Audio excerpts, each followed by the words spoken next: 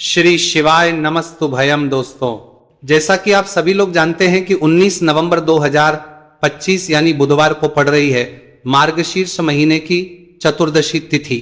और दोस्तों, ये वह तिथि है जो मार्गशीर्ष महीने में पड़ने वाली सबसे बड़ी तिथि है, क्योंकि ये बुधवार के दिन पड़ रही है, जो बहुत ही खास है।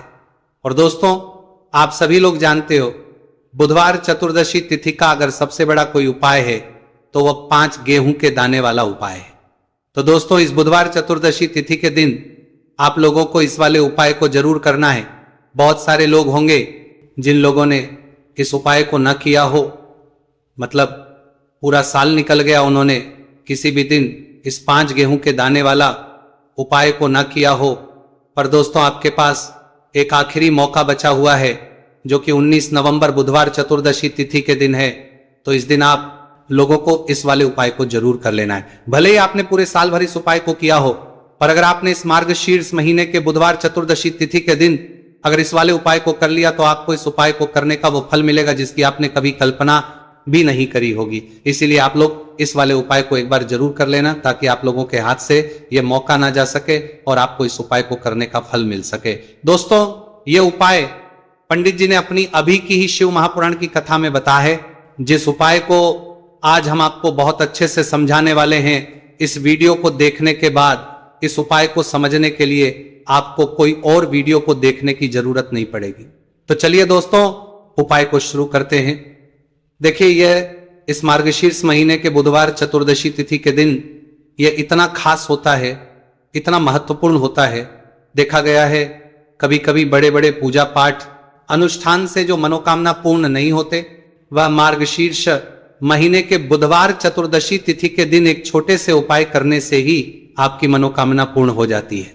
और बहुत सारे लोगों ने इस उपाय को किया भी है और उनको इस उपाय को करने का फल भी जरूर मिला है। अगर आप लोग भी इस उपाय को करना चाहते हैं तो आप इस उपाय को पहले अच्छे से समझ लेना, सुन लेना, उसके बाद करना। आपको इस उपाय का फल जरूर मिलेगा। और इस उपाय को कर लेने से आपके घर में चाहे किसी भी प्रकार दुहक और समस्या क्यों ना चल रही हो, आपको उसका कारण भी नहीं पता है कि भाई ये समस्या किस कारण से चल रही है, उसका कुछ भी कारण हो सकता है, जैसे पितृदोष हो सकता है या किसी भी तरह का मंगल दोष भी हो सकता है, तो इस दिन आप लोगों को यह वाला उपाय कर लेना है। यह एक ऐसा उपाय है जिस उपाय जार करना, जारली, न्यूजेटन न्यूजेटन न्यूजेटन न्यूजेटन को अगर किसी विशेष दिन पर किया जाए तो भाई उस विशेष दिन का जो है वो तो हमें मिलता ही मिलता है। पर हमने उस दिन पर इस 5 गेहूं के दाने वाला उपाय को किया है तो हमें उससे भी बड़ा फल मिलता है, और फल बहुत जल्दी मिलता है, क्योंकि आप इस उपाय को बहुत ही बड़े और विशेष दिन पर कर रहे हो। तो चलिए अब उपाय के बारे में बात करते हैं, लेकिन उससे पहले आप लोगों को यह जानना आवश्यक है कि आखिर ये उपाय किस समय करना है, किसको करना है और कैसे करना है। तो चलिए हम आगे आपको वीडियो में एक एक करके बता देते हैं। लेकिन उससे पहले अगर आप लोग हमारे चैनल पर नए हैं तो हमारे चैनल को सब्सक्राइब कर लेना। इस वीडियो को लाइक करके कमेंट बॉक्स में श्री शिवाय नमस्तुभयम ओम नमः शिवाय जरूर टाइप कर देना। तो दोस्तों, इस 5 गेहूं के दाने वाला उपाय को हमें इस बुधवार चतुर्दशी तिथि के दिन कैसे करना है, किसको करना है, किस समय करना है और कहां पर करना है, ये सारे सवालों के जवाब आपको इस वीडियो में मिल जाएंगे। और जो ये वीडियो देखेगा भाई, उसको 5 गेहूं के दाने वाला उपाय जरूर करना चाहिए, क्योंकि इस दिन 5 गेहूं के दाने वाला उपाय जरूर करना चाहिए। गेहूं के दाने का भी ही बड़ा और विशेष महत्व होता है। और जब बात आ जाए 5 गेहूं के दाने की, तो ये सोने पर सुहागा वाली बात हो जाती है, और ये एक बहुत ही बड़ा उपाय हो जाता है इस बुधवार चतुर्दशी तिथि का। तो अब दोस्तों, इस 5 गेहूं के दाने वाला उपाय को आखिर करना किसको है, सबसे पहले हम लोग वो बात जान लेते हैं। तो देखो, घर की जो बड़ी माताएं बहनें होती हैं, उन माताओं बहनों में से कोई भी एक बड़ी माता बहन इस वाले उपाय को कर सकती हैं। और अगर आप चाहें तो अपने घर में से सभी सदस्यों को भी इस उपाय को करवा सकते हैं। अगर किसी व्यक्ति की खुद की कोई मनोकामना है, खुद की कोई दुख और परेशानी है, जो कि वो अपने लिए ही करना चाहता है, इस वाले उपाय को तो वो खुद अपने लिए भी कर सकता है। बाकी अगर कोई घर में से ऐसा है जो कि अपने पूरे घर परिवार की सुख और शांति के लिए ये वाला उपाय करना चाहता है, तो भाई वो भी कर सकता है, उसमें भी कोई दिक्कत वाली बात नहीं है।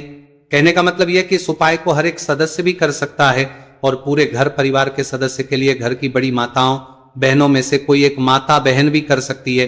माताएं बहनें अगर घर में उपस्थित ना हो या वो ये वाला उपाय ना कर पा रही हो, तो फिर घर का कोई बड़ा सदस्य भी 5 गेहूं के दाने वाला उपाय को कर सकता है।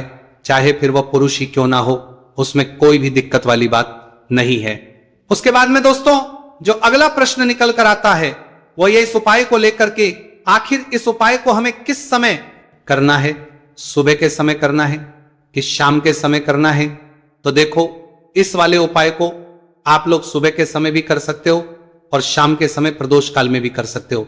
अब अगर आप पूछो कि भाई साहब सबसे उत्तम समय कौन सा रहेगा इस 5 गेहूं के दाने वाला उपाय को करने का, तो हम आपसे बस यही कहेंगे कि इस उपाय को आप सुबह के समय करेंगे तो ज्यादा बेहतर होगा, बाकी अगर के समय भी करेंगे तो भी अच्छा होगा, उसमें कोई भी दिक्कत वाली बात नहीं है। तो अब दोस्तों जो अगली सबसे बड़ी और महत्वपूर्ण बात आती है वह यह आती है कि सुबह अगर हम उपाय को करेंगे तो हमें कितने बजे से लेकर कितने बजे तक के बीच में करना है, और शाम के समय प्रदोष काल में करेंगे तो हमें कितने बजे से लेकर कितने बजे के बीच में करना है। सुबह जितनी जल्दी हो सके आप उपाय को करने की कोशिश करना, बाकी किसी कारणवश लेट भी हो जाओ, थोड़ी देर भी हो जाए तो 10 या 11 बजे तक भी आप उपाय कर लेना, पर 12 बजे से ज्यादा देरी ना हो, ठीक है, इस बात का ध्यान रखना। उसके बाद में दोस्तों अगर शाम के समय प्रदोष काल की बात करें, प्रदोष काल का जो समय है होता है वो शाम के 6 बजे से शुरू हो जाता है। मतलब शाम के 6 बजे से लेकर 7 बजे के बीच का जो समय होता है यह समय प्रदोष काल का समय होता है। इस उपाय को 7 या 8 बजे के बीच में भी कर सकते हो, मतलब शाम के 6 बजे से रात 8 बजे के बीच में आप कभी भी इस वाले उपाय को करते हो, उसमें कोई भी दिक्कत वाली बात नहीं है। परंतु बुधवार चतुर्दशी तिथि के दिन कोशिश करना कि समय के अंतर्गत ही कर लो, किसी कारणवश ना कर पाओ तो थोड़ा देरी से भी कर सकते हो, आपको उपाय का फल जरूर मिलेगा। देखिए गुरुदेव ने बताया है कि जो प्रत्येक महीने चतुर्दशी की तिथि आती है वह हमारे जीवन से सारे संकटों को दूर करने के लिए बहुत ही खास होती है। तो देखिए आज के इस पूरे वीडियो में हम आपको गुरुदेव बताए गए 2 से 3 बहुत ही चमत्कारी उपाय बताने वाले हैं। ये तीनों ही उपाय आपके जीवन के सारे संकट और समस्याओं को समाप्त करने वाले हैं। तो चलिए दोस्तों जान लेते हैं गुरुदेव द्वारा बताए गए सबसे पहले चमत्कारिक और विशेष उपाय के बारे में। तो देखिए दोस्तों इस उपाय को करने के लिए सबसे पहले तो आपको मात्र 5 गेहूं के दाने लेने होंगे और इसी के साथ में आपको 1 लोटा जल लेना है। देखिए जल आपको तांबे के पात्र के अंदर लेना है और विशेषकर यह जो जल है आपको अपने घर से ही लेना है। अब देखिए दोस्तों इसी के साथ में आपको जो आपने 1 लोटा जल लिया है इसमें आपको मात्र 1 गुड़ का टुकड़ा भी मिलाना है। पूज्य गुरुदेव ने बताया है कि जब भी हम यह गुड़ का टुकड़ा इस पात्र के अंदर डालते हैं तो यह हमारे जीवन के कई प्रकार के दोषों को समाप्त करने के लिए होता है। देखिए ये जो जल है हमारे जीवन से वास्तु दोष, काल दोष और पितृ दोष को समाप्त करने वाला है, तो इसीलिए आपको मात्र 1 गुड़ का टुकड़ा भी इस जल में मिलाना है। अब देखिए दोस्तों मात्र इन सभी सामग्रियों को सीधे लेकर के आपको पहुंचना है भगवान शिव के मंदिर में। केवल आपको एक विशेष बात का ध्यान रखना है कि आपने जो 5 गेहूं के दाने लिए हैं ये कहीं से भी टूटे हुए खंडित नहीं होने चाहिए, इस बात का आपको विशेष का ध्यान रखना है। देखिए शिव मंदिर बचने के बाद सबसे पहले तो आपको अपना मुख उत्तर दिशा में कर लेना है तथा दक्षिण दिशा में आपको बैठ जाना है। लेकिन शिव मंदिर में यदि भीड़ अधिक है तो फिर आप किसी भी दिशा में बैठकर इस उपाय को कर सकते हैं। देखिए इस उपाय को करने के लिए सबसे पहले तो आपको एक कार्य करना है। आपके पास जो 5 गेहूं के दाने हैं इन्हें आपको अपने हाथ में लेना है और आपने जो ये गुड़ से युक्त जल तैयार किया था ये जल आपको इन गेहूं के दाने पर डालना है। यानी कि आपको ये जो गेहूं के दाने ही शिवलिंग पर गीले के ही अर्पित करने हैं, क्योंकि सूखी चीजें हम कभी भी शिवलिंग पर अर्पित नहीं करते हैं। अब देखिए दोस्तों आपको एक कार्य करना है। आपके पास 5 गेहूं के दाने हैं तो इनमें से आपको 4 गेहूं के दाने अलग कर लेने हैं और ये जो 4 गेहूं के दाने हैं इन्हें आपको एक साथ शिवलिंग पर जहां श्री गणेश जी का स्थान होता है, यानी कि शिवलिंग के सीधी तरफ जहां पर गणेश जी विराजमान होते हैं वहां पर आपको 4 गेहूं के दाने अर्पित कर देने हैं और आपको श्री शिवाय नमस्तुभयम या फिर ओम नमः शिवाय इस मंत्र का कम से कम 11 बार जाप कर लेना है।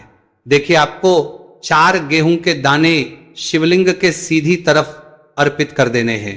अब इसके बाद आपके पास जो अंतिम गेहूं का दाना बचा हुआ था 5वां गेहूं का दाना, इससे आपको जो आपके पास जल का पात्र है उसमें डाल देना है और ये जो जल है इसे आपको धीरे धीरे भगवान शिव के शिवलिंग पर ही अर्पित कर देना होगा। श्री शिवाय नमस्तुभयम इस मंत्र का लगातार जाप करते हुए गुरुजी ने बताया है ये जल आपको इतने धीरे धीरे अर्पित करना है कि आप जल समर्पित करते हुए कम से कम 11 बार श्री शिवाय नमस्तु भयम इस मंत्र का जाप अवश्य कर सकें। अब आपको शिवलिंग के सामने बैठकर थोड़ी सी देर मंगलेश्वर महादेव का स्मरण कर लेना है, क्योंकि विशेषक यह चतुर्दशी तिथि बुधवार के दिन पड़ी है, इसीलिए आपको अवधूतेश्वर महादेव का स्मरण करना है। अब आपको आपके जीवन में जो भी असफलताएं चल रही हैं उन्हें दूर करने की प्रार्थना कर लेनी है। व्यापार में अगर आपको सफलता नहीं मिल पा रही है, आपका बच्चा पढ़ाई लिखाई नहीं कर पाता है, या फिर आपके विवाह में विलंब हो रहा है, तो जिस भी प्रकार की आपकी समस्या है उसे आपको महादेव के समक्ष रख देना है। गुरुदेव ने बताया है जो भी व्यक्ति यह उपाय इस प्रकार से कर लेता है तो उसके जीवन की जो सारी परेशानियां हैं वो धीरे धीरे करके समाप्त होने लगती हैं। चलिए दोस्तों, हम जान लेते हैं गुरुदेव द्वारा बताए गए दूसरे खास उपाय के बारे में।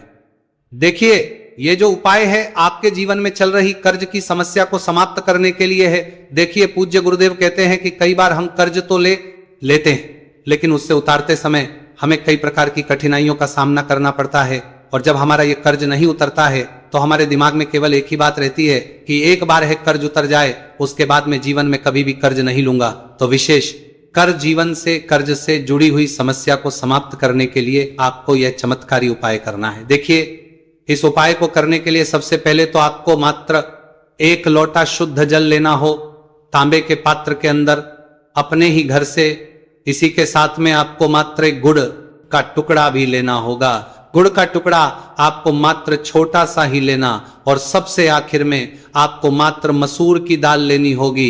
यदि आप चाहे तो मसूर की दाल 11 भी ले सकते हैं, या फिर 21, 41, 41, 41 या फिर 108, जितनी भी आपके पास मसूर की दाल उपलब्ध है उतनी मात्रा में आप मसूर की दाल ले सकते हैं।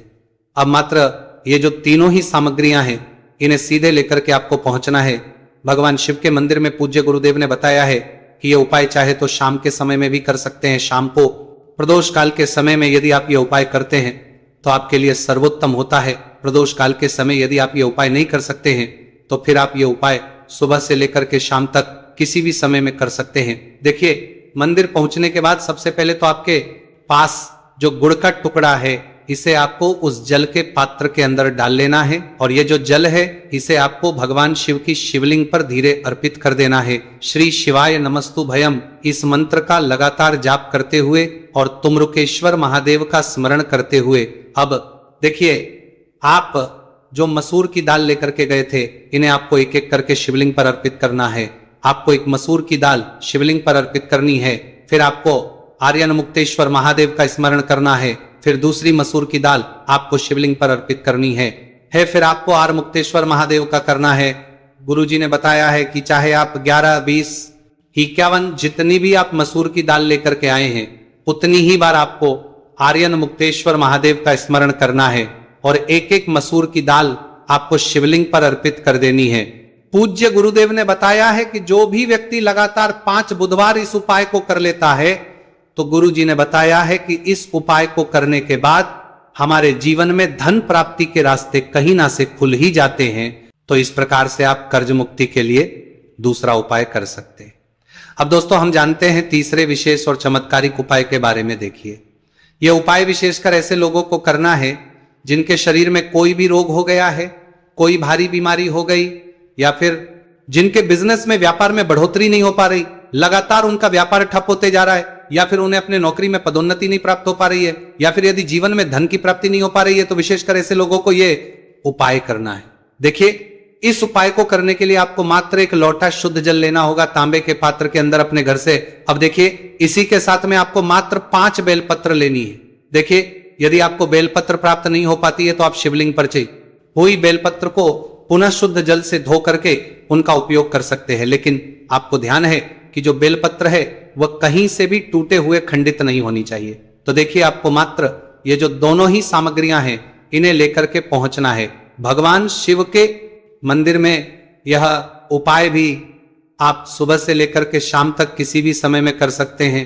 देखिए दोस्तों, मंदिर पहुंचने के बाद सबसे पहले तो आपके पास जो 5 बेलपत्र हैं, इन 5 ही बेलपत्र की डंडी को आपको पकड़ करके और शिवलिंग पर जहां श्री गणेश जी का स्थान होता है वहां पर आपको ये बलपत्रियां स्पर्श, आपको ये बलपत्रियां रखनी नहीं है, केवल आपको टच करवानी है। आपको पांचों बेलपत्र को एक साथ स्पर्श करवानी है। बेलपत्र को स्पर्श करते समय आपकी जो भी मनोकामना हो, चाहे आपको व्यापार, चाहे आपकी व्यापार से जुड़ी हुई कोई भी मनोकामना हो, या फिर आपकी नौकरी के लिए, या फिर आपकी अपनी किसी भी प्रकार की मनोकामना हो जिसके लिए आप ये उपाय कर रहे हैं, तो उस मनोकामना की पूर्ति के लिए आपको प्रार्थना कर ले। और ये जो बेलपत्र है, इन आपको श्री गणेश जी वाले स्थान से उठा करके सीधे शिवलिंग पर अर्पित कर देनी है। देखिए, पांचों ही बेलपत्री आपको इस प्रकार से अर्पित करनी है कि जो चिकनी साइड है वो शिवलिंग से स्पर्श रहेगी, डंडी वाला भाग जलाधारी को रहेगा। इस प्रकार से आपको ये पांच ही बेलपत्रियां शिवलिंग पर अर्पित कर देनी है। अंत में जो आपके पास एक लोटा शुद्ध जल है, इसे भी धीरे धीरे भगवान शिव के शिवलिंग पर ही अर्पित कर देना होगा।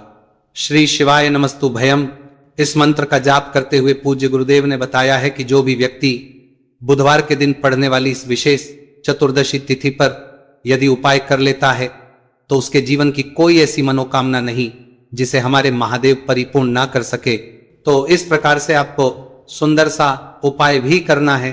तो दोस्तों, ये थे पूज्य गुरु जी द्वारा बताए गए बहुत ही खास उपाय। अगर आपको जानकारी अच्छी लगी हो तो वीडियो लाइक करिएगा। मिलते हैं फिर एक नए वीडियो के साथ। श्री शिवाय नमस्तु भयम।